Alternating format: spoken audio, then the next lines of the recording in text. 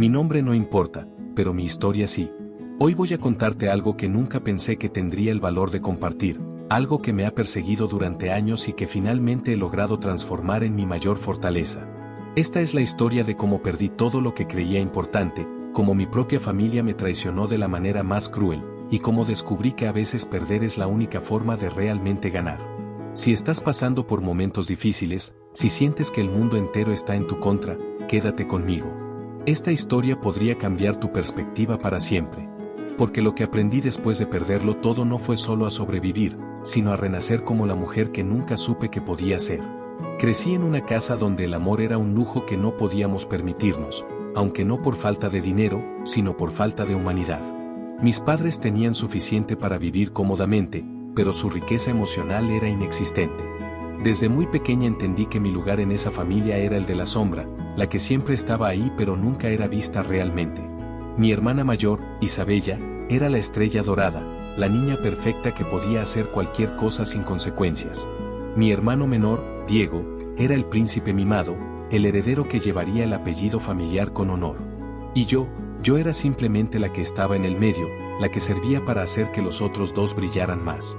Mi madre me miraba como si fuera un error que había que tolerar, y mi padre ni siquiera se molestaba en disimular su decepción cada vez que me veía.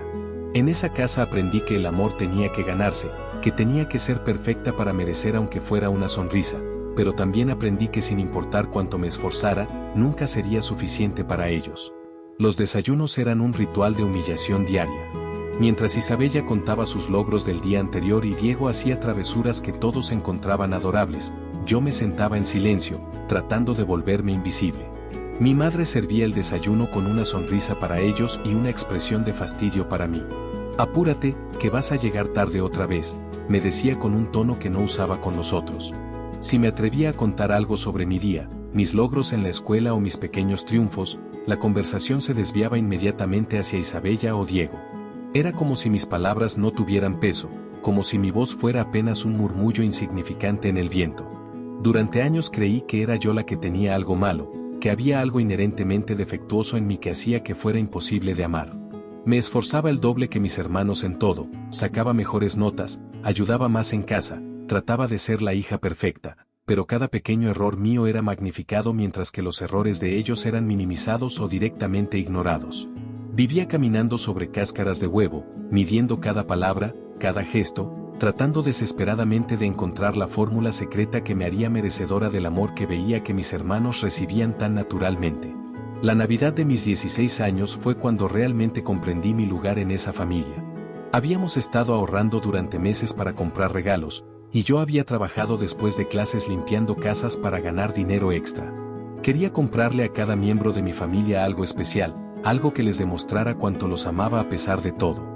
Para mi madre compré un collar que había visto que admiraba en una vitrina, para mi padre un libro de su autor favorito firmado, para Isabella unos aretes que había estado deseando durante semanas, y para Diego el videojuego que había estado pidiendo desde su cumpleaños.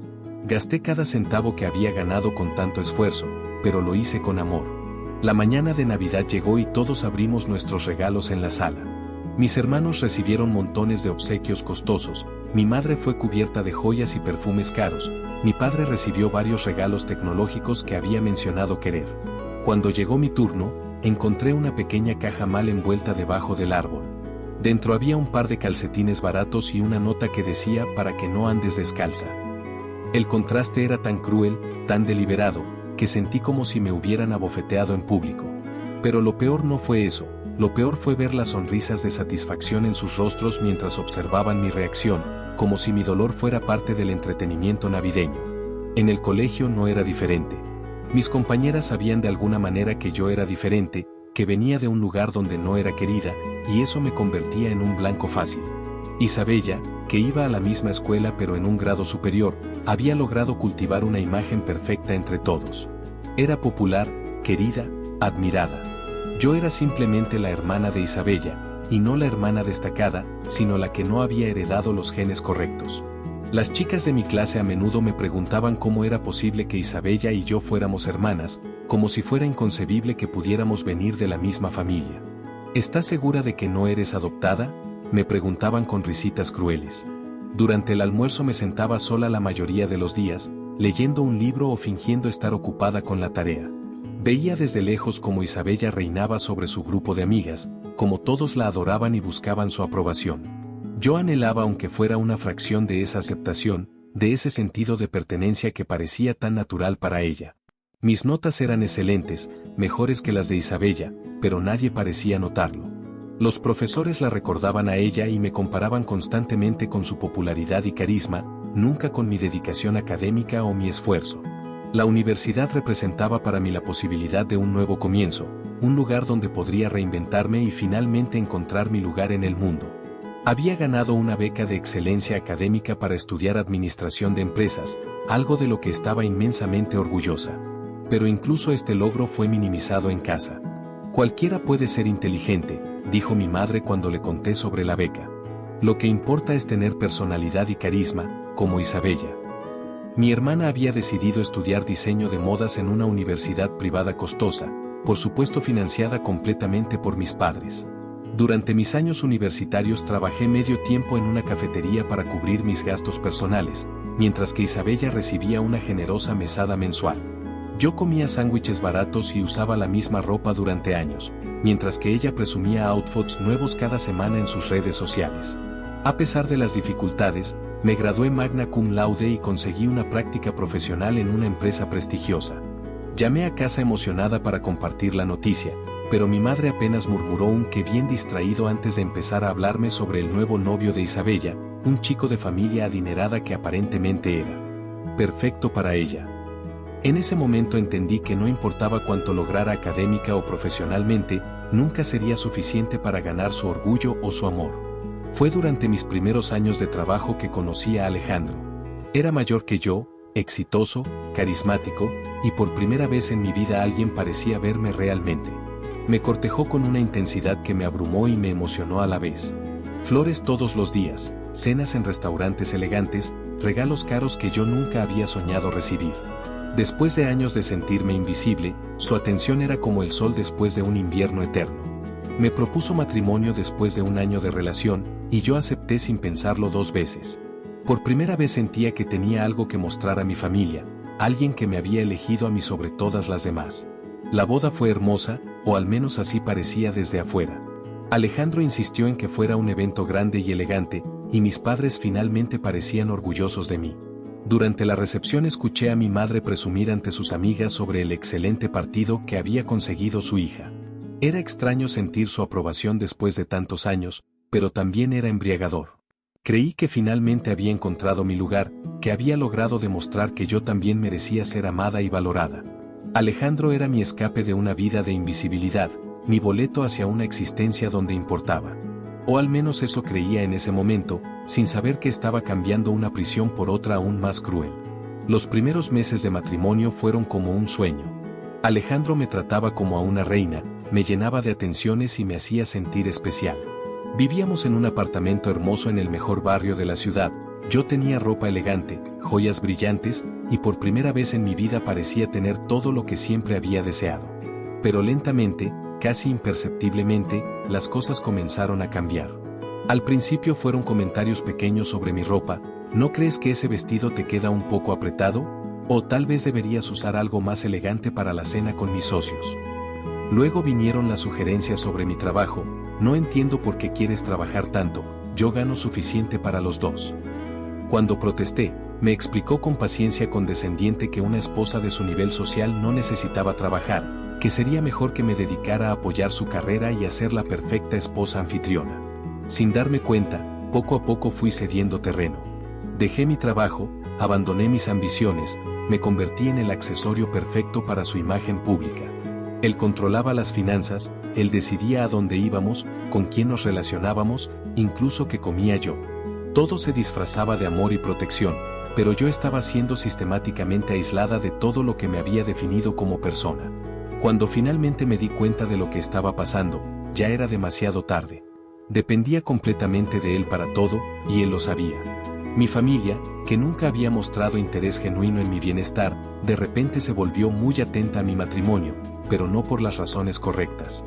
Alejandro era generoso con ellos, les hacía regalos costosos, los invitaba a cenas elegantes, y por primera vez yo era útil para algo en esa familia. Era el puente hacia la generosidad de mi esposo. Mi madre me llamaba regularmente, no para preguntar cómo estaba yo, sino para conocer los planes de Alejandro, para saber si podía hablar con él sobre algún favor que necesitaban. Diego había empezado la universidad y mis padres estaban luchando para pagar sus gastos, especialmente porque también mantenían el estilo de vida costoso de Isabella. Alejandro, con su característica generosidad calculada, ofreció ayudar con los gastos de Diego, pagar las cuentas atrasadas de la casa, incluso financiar unas vacaciones familiares costosas. De repente yo era la hija favorita, no por mí misma, sino por lo que mi esposo podía proporcionarles. Era una ironía cruel que después de años de buscar su amor, finalmente lo conseguía no por quien era yo, sino por lo que podía darles a través de otra persona. Pero incluso esa atención falsa era mejor que la indiferencia total que había vivido durante años, así que me aferré a ella como si fuera real. Isabella, que siempre había sido el centro de atención familiar, no estaba contenta con mi nueva posición. Durante las reuniones familiares hacía comentarios sutiles pero venenosos sobre mi matrimonio. «Qué suerte tienes de haber encontrado a alguien que se haga cargo de ti», decía con una sonrisa dulce que no llegaba a sus ojos. «Siempre supe que necesitarías que alguien te cuidara». Sus palabras eran dagas envueltas en seda, diseñadas para herirme sin que otros pudieran acusarla de crueldad abierta. Cuando Alejandro no estaba presente, su verdadero desprecio salía a la superficie. Me decía que yo había atrapado a Alejandro, que él era demasiado bueno para mí, que eventualmente se daría cuenta de su error. «Los hombres como él no se quedan con mujeres como tú por mucho tiempo», me susurraba cuando nadie más podía escuchar. Sus palabras alimentaban todas las inseguridades que había llevado conmigo desde la infancia, todas las dudas sobre mi propia valía que nunca había logrado superar completamente. Diego, por su parte, había desarrollado una actitud de derecho hacia la generosidad de Alejandro que me incomodaba profundamente. Hablaba de mi cuñado como si fuera su propio cajero automático personal, haciendo planes costosos y asumiendo que Alejandro los financiaría sin cuestionar. Veía cómo toda mi familia se había vuelto dependiente de mi matrimonio, y comencé a entender que mi valor para ellos seguía siendo puramente utilitario. La presión de mantener la fachada perfecta del matrimonio ideal era asfixiante. Alejandro esperaba que fuera la esposa perfecta en público, siempre elegante, siempre sonriente, siempre apoyando sus conversaciones sin tener opiniones propias demasiado fuertes. En las cenas de negocios me presentaba como si fuera un trofeo bien educado, y yo había aprendido a desempeñar ese papel a la perfección. Sonreía en el momento correcto, hacía los comentarios apropiados, me vestía exactamente como él quería que me vistiera. Pero en privado, la realidad era muy diferente. Alejandro se había vuelto cada vez más controlador y crítico. Revisaba mis compras, cuestionaba cada gasto, monitoreaba mis llamadas telefónicas. Si cometía algún error social según sus estándares, me lo hacía saber con una frialdad que cortaba más profundo que cualquier grito. «Hiciste el ridículo esta noche», me decía mientras se desvestía para dormir, como si fuera simplemente un hecho objetivo. Mi socio me preguntó si estabas bien, dijiste algo completamente inapropiado sobre el proyecto en Shanghái. No importaba que yo hubiera trabajado en administración de empresas y supiera perfectamente de lo que estaba hablando, según él, yo siempre estaba fuera de lugar, siempre necesitaba ser corregida.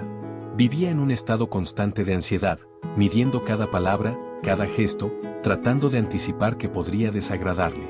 La mujer segura de sí misma que había sido en la universidad se había desvanecido, reemplazada por alguien que vivía caminando sobre cristales rotos. 2 años después de nuestra boda, quedé embarazada.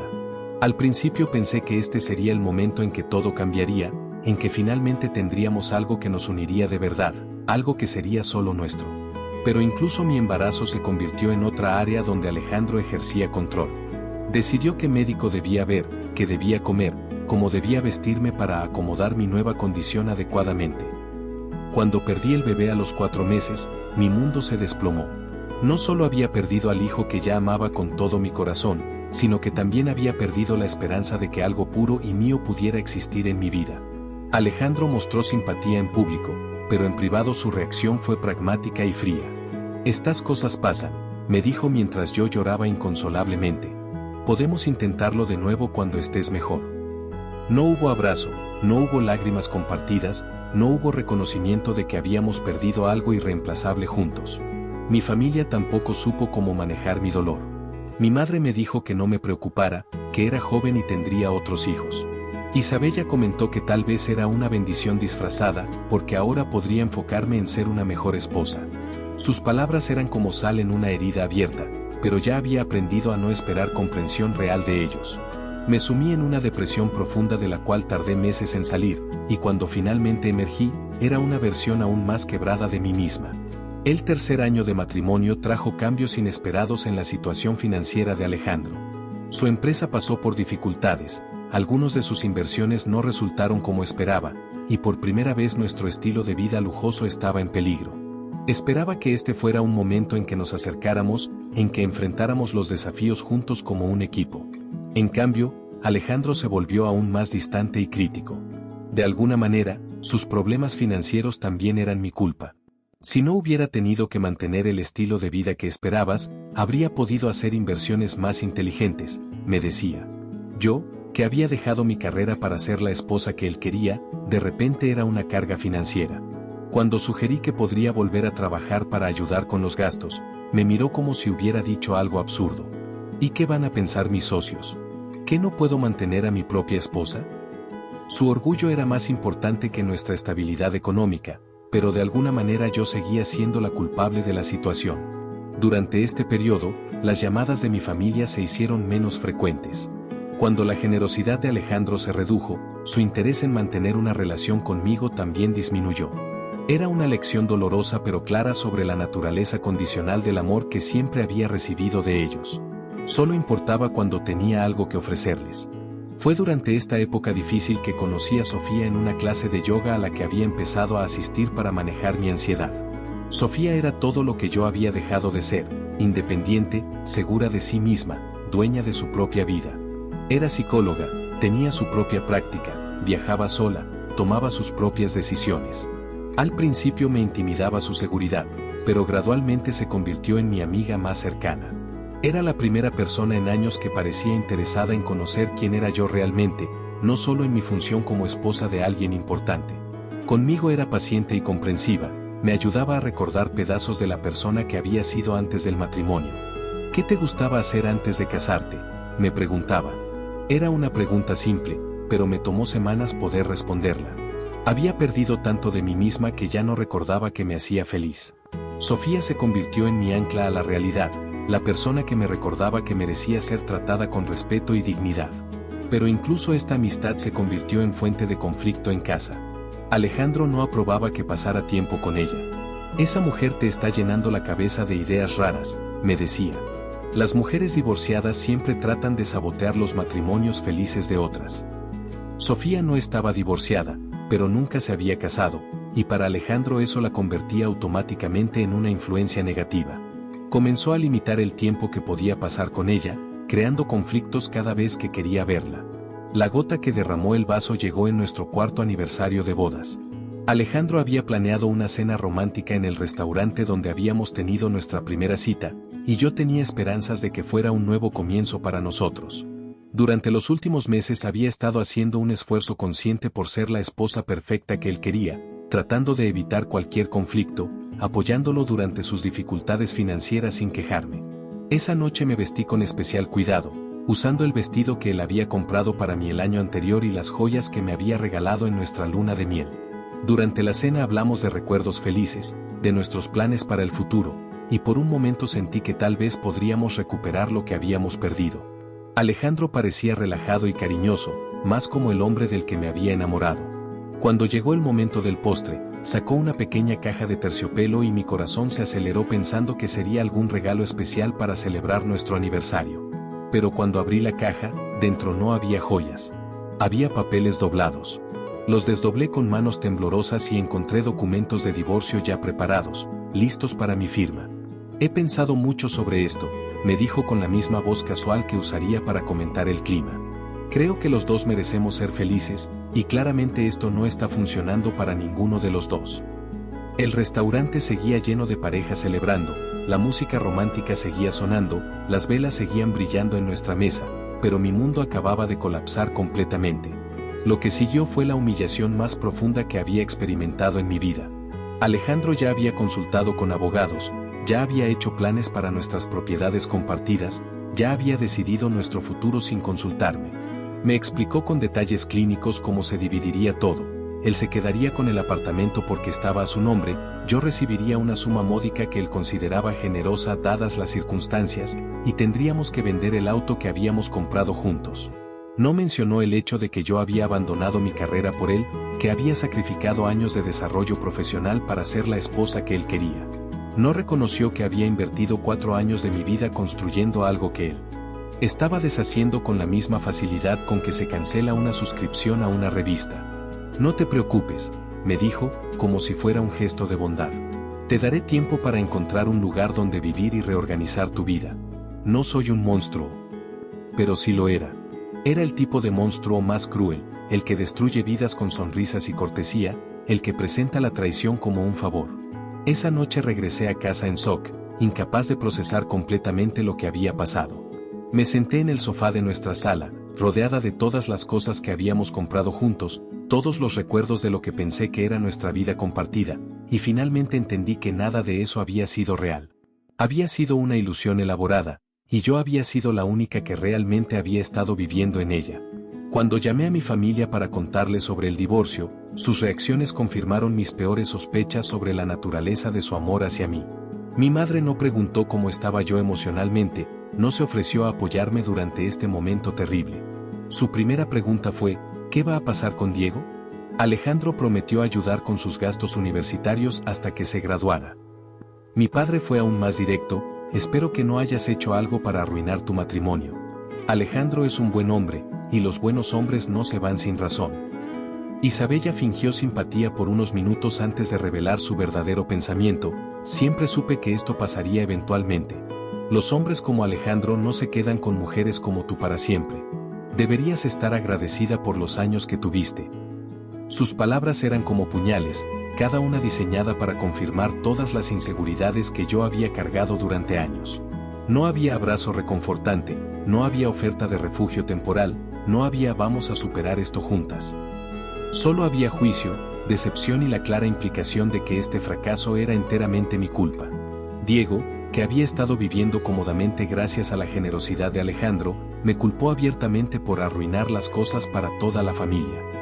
Según él, yo había sido egoísta al no hacer todo lo necesario para mantener mi matrimonio, porque mi divorcio afectaba directamente su bienestar financiero. En ese momento entendí con una claridad dolorosa que para mi familia yo nunca había sido una persona con sentimientos y necesidades propias. Siempre había sido simplemente un medio para un fin, y cuando dejé de ser útil, también dejé de importar. Los meses que siguieron al divorcio fueron los más oscuros de mi vida. Me mudé a un apartamento pequeño y modesto en un barrio que ni siquiera conocía, llevando conmigo solo las pocas pertenencias que Alejandro consideró verdaderamente mías. Mi ropa elegante parecía ridícula en mi nueva realidad, mis joyas se sentían como disfraces de una vida que ya no era mía. Tuve que buscar trabajo después de 4 años fuera del mercado laboral, y descubrí que mi experiencia se había vuelto obsoleta. Los empleadores potenciales veían el vacío en mi currículum y hacían preguntas incómodas sobre por qué había dejado de trabajar. Estuve casada, respondía, y veía el juicio inmediato en sus ojos. Mujer divorciada, dependiente económica, sin experiencia reciente, era como si llevara una marca escarlata invisible.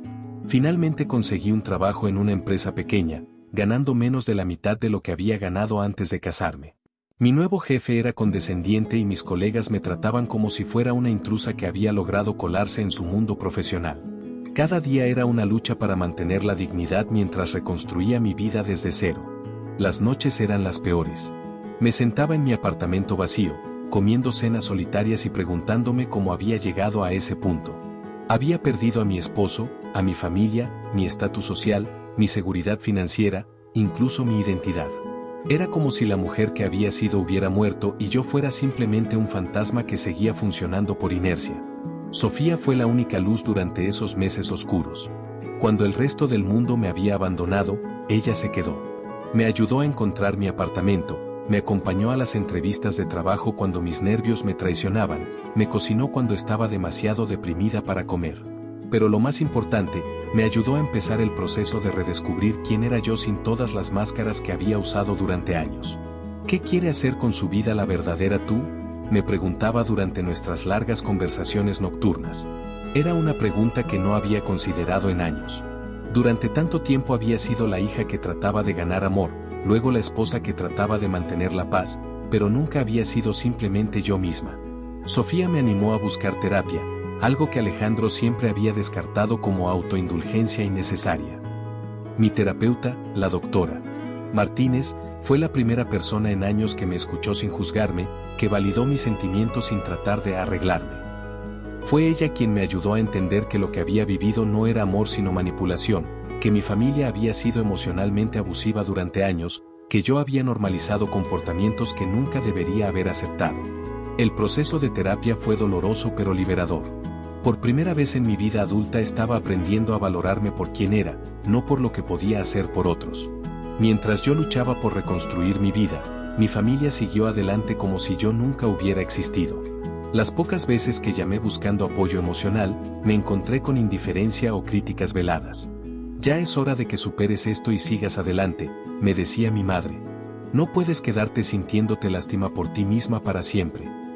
Isabella había empezado a salir con un hombre adinerado y de repente se había convertido en la experta familiar en relaciones. Si hubieras sido más inteligente sobre tu matrimonio, no estarías en esta situación, me decía con la autoridad de alguien que nunca había enfrentado una pérdida real. Diego simplemente me evitaba, todavía resentido porque mi divorcio había afectado su estilo de vida universitario financiado. Alejandro, por su parte, ya había empezado a salir con alguien nuevo, una mujer más joven que trabajaba en relaciones públicas y que parecía perfectamente diseñada para ser la esposa que él realmente quería. Los veía ocasionalmente en eventos sociales o restaurantes, siempre luciendo felices y perfectos, y cada encuentro era como recibir una bofetada. Él me saludaba con cortesía distante, como si fuéramos apenas conocidos que habían compartido una conversación casual años atrás, no dos personas que habían prometido amarse para siempre. Su nueva novia me miraba con una mezcla de curiosidad y lástima, claramente preguntándose cómo alguien como yo había logrado capturar la atención de alguien como él, incluso temporalmente. 2 años después del divorcio, cuando finalmente había logrado estabilizar mi vida profesional y emocional, recibí una llamada que cambiaría todo para siempre. Era mi madre, pero su tono era diferente al usual. Había urgencia en su voz, una vulnerabilidad que nunca antes había escuchado. Necesito hablar contigo, me dijo, y por primera vez en años detecté algo parecido al miedo en su voz. Me contó que mi padre había sido diagnosticado con una enfermedad terminal, que los gastos médicos estaban agotando sus ahorros, que Isabella había roto con su novio adinerado y había regresado a casa sin trabajo ni perspectivas, que Diego había abandonado la universidad para perseguir un sueño imposible de convertirse en músico y ahora estaba endeudado hasta el cuello. La familia perfecta que siempre había proyectado al mundo se estaba desmoronando, y por primera vez en mi vida, me necesitaban realmente. No como un accesorio o una conexión útil, sino como la única persona en la familia que había logrado construir una vida estable y exitosa por sí misma. La ironía era deliciosa y amarga al mismo tiempo. Después de años de ser tratada como el eslabón débil, como la que necesitaba ser rescatada, yo era ahora la única con los recursos emocionales y financieros para ayudar. Mi madre me pidió que regresara a casa, que los ayudara durante esta crisis, que fuera la hija que siempre había esperado que fuera. Sus palabras estaban cargadas de una desesperación que nunca había mostrado hacia mí antes, y me di cuenta de que finalmente tenía el poder en esa relación. Por primera vez en mi vida, ellos me necesitaban más de lo que yo los necesitaba a ellos. Era un momento que había soñado durante años, pero ahora que había llegado, no se sentía como había imaginado. No había triunfo, solo una profunda tristeza por todo el tiempo perdido, por todas las oportunidades de amor genuino que habían sido desperdiciadas. La situación en casa era incluso peor de lo que mi madre había admitido por teléfono. Mi padre, siempre tan orgulloso y dominante, estaba reducido a una sombra de sí mismo, luchando no solo contra la enfermedad sino contra la humillación de necesitar ayuda. Isabella había regresado convertida en una versión amargada de la princesa que una vez había sido, resentida con el mundo porque la realidad no había cumplido sus expectativas de privilegio perpetuo. Diego vivía en una fantasía, negándose a aceptar que su música no era suficientemente buena para sostener una carrera, acumulando deudas mientras perseguía un sueño que todos excepto él podían ver que era inalcanzable. La casa que una vez había sido el escenario de mi humillación constante ahora se sentía como un museo de sueños rotos y esperanzas marchitas. Pero lo más revelador fue descubrir la verdadera situación financiera de la familia. Durante años habían vivido una mentira, manteniendo un estilo de vida que no podían permitirse, endeudándose para proyectar una imagen de éxito que nunca había sido real. Los préstamos se habían acumulado, las tarjetas de crédito estaban al límite, y la casa que creí que era nuestra estaba hipotecada hasta el punto de que cualquier crisis financiera podría resultar en su pérdida. Alejandro había sido solo una parte de la ecuación de supervivencia económica de mi familia, y cuando él se fue, todo el frágil sistema había comenzado a colapsar. Me di cuenta de que mi matrimonio no solo había sido una forma de escape para mí, sino también una salvación financiera para ellos, y mi divorcio había sido tan devastador para su estabilidad como lo había sido para la mía. Era una revelación que añadía nuevas capas de traición a la historia que creía conocer. Cuando les presenté mi propuesta, el silencio en la sala fue ensordecedor. Les dije que estaba dispuesta a ayudar financieramente, a cubrir los gastos médicos de mi padre, a pagar las deudas de Diego, incluso a apoyar a Isabella mientras buscaba trabajo. Pero había condiciones. Quería disculpas genuinas por años de maltrato emocional, quería reconocimiento de que habían sido injustos conmigo, quería que admitieran que me habían valorado solo por lo que podía darles y no por quien era. Más importante aún, quería que en adelante me trataran con el respeto y la dignidad que siempre había merecido. No era venganza lo que buscaba, era justicia. Era el reconocimiento de que tenía valor como persona, independientemente de mi utilidad para ellos. Mi madre fue la primera en hablar, pero en lugar de las disculpas que esperaba, recibí justificaciones. Siempre hicimos lo mejor que pudimos, me dijo. Tal vez no fuimos perfectos, pero te amábamos a nuestra manera. Isabella fue más directa, no puedes culparnos por tus propios fracasos. Si no fuiste feliz, esa fue tu elección. Diego simplemente me miró con resentimiento, como si yo fuera la egoísta por poner condiciones a mi ayuda. Era evidente que incluso en su momento de mayor necesidad, no podían admitir la verdad sobre cómo me habían tratado. No podían reconocer el daño que habían causado porque eso requeriría admitir que habían estado equivocados durante décadas. En ese momento entendí que algunas personas nunca cambian, sin importar cuánto los ames o cuánto te esfuerces por ganar su amor. Entendí que había estado buscando validación de personas que eran incapaces de darla, que había invertido años de mi vida tratando de obtener amor de fuentes que estaban secas desde el principio. Pero también entendí algo más poderoso, que ya no necesitaba su validación para saber mi propio valor. Me levanté de mi silla con una calma que me sorprendió incluso a mí misma. Durante años había soñado con este momento de confrontación, había imaginado gritos y lágrimas, drama y acusaciones. Pero lo que sentí en cambio fue una paz profunda, una claridad cristalina sobre quién era yo y qué merecía. Los ayudaré, les dije, pero no porque me lo pidan, sino porque es lo correcto. Los ayudaré porque soy mejor persona que ustedes, porque he aprendido lo que significa amar incondicionalmente, algo que ustedes nunca me enseñaron pero que aprendí a pesar de ustedes. Expliqué que pagaría los gastos médicos de mi padre porque nadie merece sufrir sin cuidado adecuado, que ayudaría a Diego a saldar sus deudas porque los errores de juventud no deberían arruinar una vida entera, que apoyaría a Isabella mientras encontraba su camino porque todos merecen una segunda oportunidad. Pero lo haría en mis términos, con mis condiciones, y sin esperar gratitud o reconocimiento que sabía que nunca llegaría. No lo hacía para ganar su amor, porque finalmente había entendido que su amor nunca había estado disponible para mí en primer lugar. Lo hacía porque había aprendido a amarme a mí misma lo suficiente como para actuar desde un lugar de fuerza, no de necesidad desesperada. Salí de esa casa por última vez no como la hija rechazada que había sido durante décadas, sino como la mujer poderosa en la que me había convertido. Había perdido todo lo que creía importante, pero en el proceso había ganado algo infinitamente más valioso, mi propia alma. Hoy, 5 años después de esa conversación final con mi familia, puedo decir con certeza que perderlo todo fue la mejor cosa que me pasó en la vida. Perdí un matrimonio que era una prisión disfrazada de palacio, perdí una familia que nunca fue realmente mía, perdí una identidad construida sobre la aprobación de otros. Pero gané algo mucho más precioso, gané la capacidad de amarme a mí misma, de valorar mi propia opinión por encima de la de cualquier otra persona, de construir una vida basada en mis propios valores y deseos. Mi empresa de consultoría ahora es una de las más respetadas en la ciudad, no porque necesite el éxito para validarme, sino porque finalmente puedo trabajar desde un lugar de pasión y propósito. Tengo amistades verdaderas, personas que me valoran por quien soy, no por lo que puedo hacer por ellas.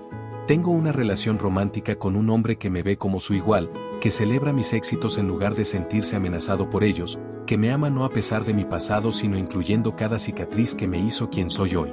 Mi familia nunca cambió, siguen siendo las mismas personas egoístas e incapaces de amor genuino que siempre fueron.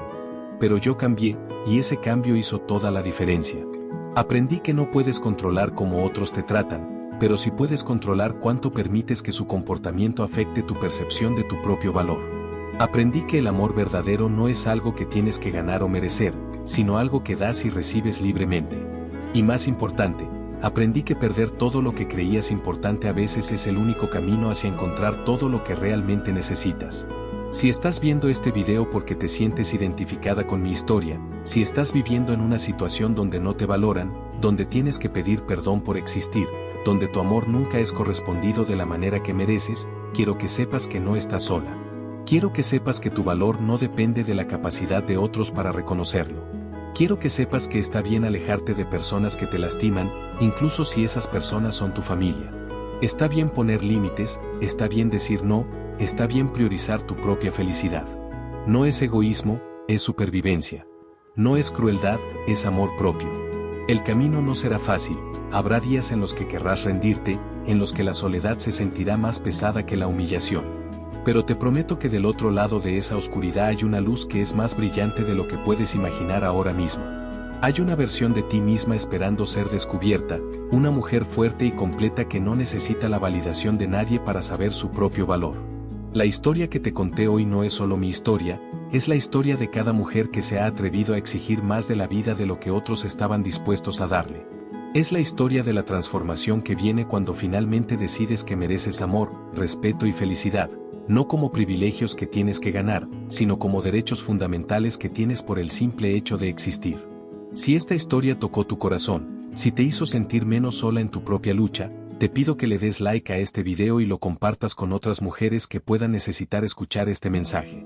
Déjame un comentario contándome tu propia historia, porque cada historia compartida es una luz en la oscuridad para alguien más. Recuerda, no estás rota, no necesitas ser arreglada, solo necesitas ser amada de la manera correcta, empezando por el amor que te das a ti misma. Nos vemos en el próximo video, y hasta entonces, mantén tu corona en alto, reina. La mereces.